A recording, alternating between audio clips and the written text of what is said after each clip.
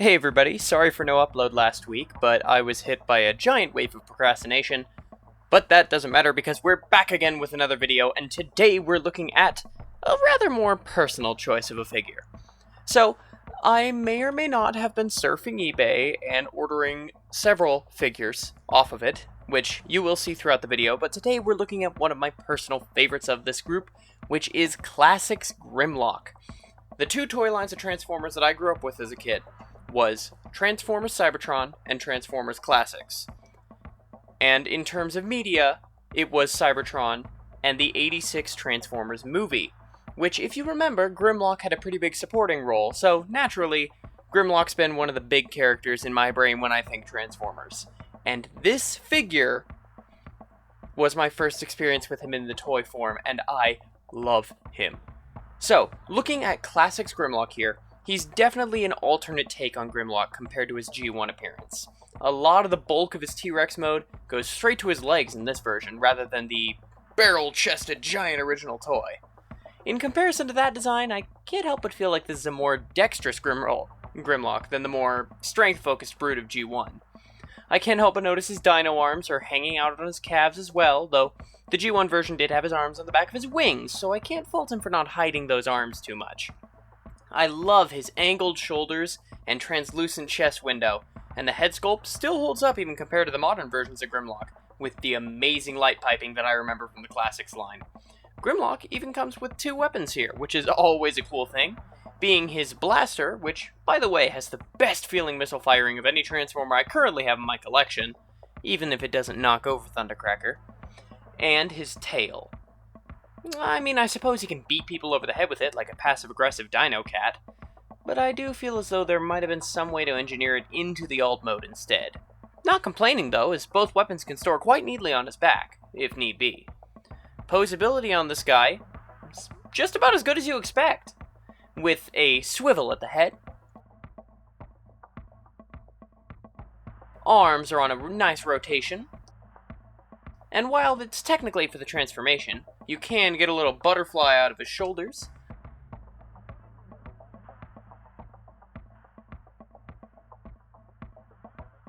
Arms move out as well, with a swivel at the upper arms. Elbows bend to about 90, and everything below the elbow is a brick, though with how stubby those are, I'm not judging too hard.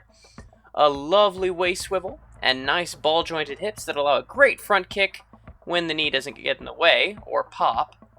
A great back kick with moving the back skirt, and a split that makes me so jealous I need to start stretching again. Thighs have a really nice swivel, knees can bend all the way in due to transformation, and again, watch those hips, try not to pop them out too much. And with an obvious head for his feet, he does get a nice foot angling and heel movement. While I can't quite get the kneeling pose I always like to try for, I can definitely get a Dinobot Iron Man landing out of this figure, so I'll let it slide. And you can also get some pretty fun poses as well, as he's waiting for all the French Dinobots. I also love how on his thigh he has one of those classic touch to reveal Autobot logos. I wish there were more figures in the modern era that brought that back, because I love that gimmick so much. And of course, his size is also a great thing to live for, even though he's not exactly as big as some of his compatriots. Here he is next to the Power of the Primes Grimlock, next to Classics Optimus Prime, which, by the way, you may be seeing a custom repaint I did of Magna Convoy as well throughout the video, and my previous review, the Magic Square MSB36 Doomsday.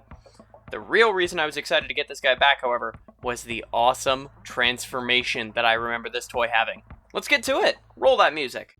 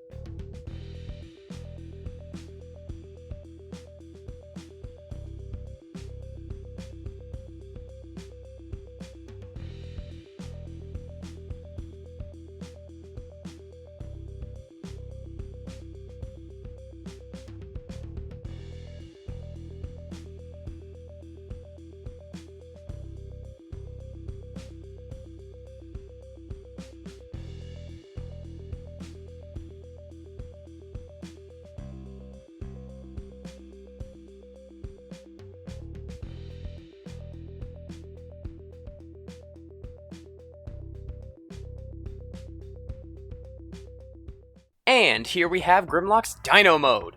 Grimlock here really packs himself down into the mode, folding into a ball with the middle, and a really ingenious flip of his chest plate to move his arms to the right spot for his dino legs. I love how everything feels super solidly connected compared to more recent Grimlock dinos, like Power of the Primes Grimlock. I really feel like this figure, while not as close to the G1 design, manages to hold itself together a lot better than the more recent toy.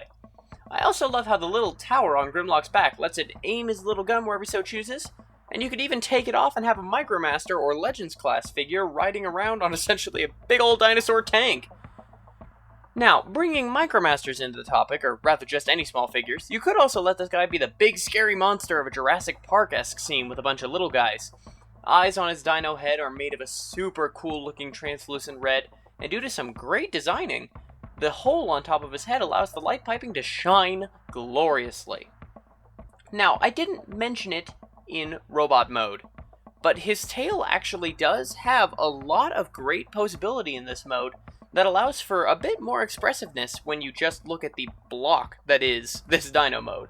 Overall, in terms of posability, definitely less posability overall. He's got a tilting head up and down with an opening jaw, ball-jointed T-Rex arms, though sadly no joints in the arms and it's a little limited on the ball joint. He's got leg posability exactly like his robot arms, though, with one exception, he does have added ankles, which do have a tilt, and 4 hinge joints on his tail. It's a little hard to get Grimmy here into an intimidating pose, and his size doesn't especially help with that either. Here he is again with Power of the Primes Grims, Magna Convoy, and with Doomsday. All in all, this figure gets a solid 8 out of 10 from me. It's a wonderful figure for what it is, and it isn't trying to be some glorious, perfect masterpiece of a figure.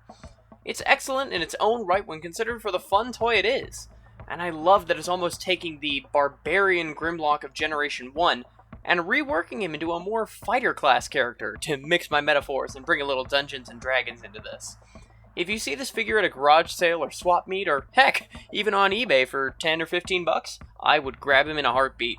He's a charming little boy, and that's my kind of toy. Oh dang, that totally sounds like a Theo Adams tagline for this bot. I love it. Anyways, thank you guys so much for watching my little personal dive into this figure. I just got a couple of figures off of eBay, and maybe a bit more than I should have, because I was feeling so nostalgic, and so I wanted to share that with you guys. In case you're curious, a lot of those figures made it into this haul, and I will be starting to post more of this kind of stuff over on my socials, mainly Instagram, but a little bit on Twitter as well. And if you're ever curious about that, all of those links are always down in the description. And make sure you go ahead and leave a like, drop a comment, go ahead and subscribe. I'm going to be doing a lot more of these coming up. And finally, as I'm signing out, 2 more things. 1, go give some older toys a chance. You might enjoy them. And second, the day I discovered I can buy my own figures off of eBay was a terrible, terrible day for my wallet. Anyways, as always, have a great rest of your day, everybody. Bye!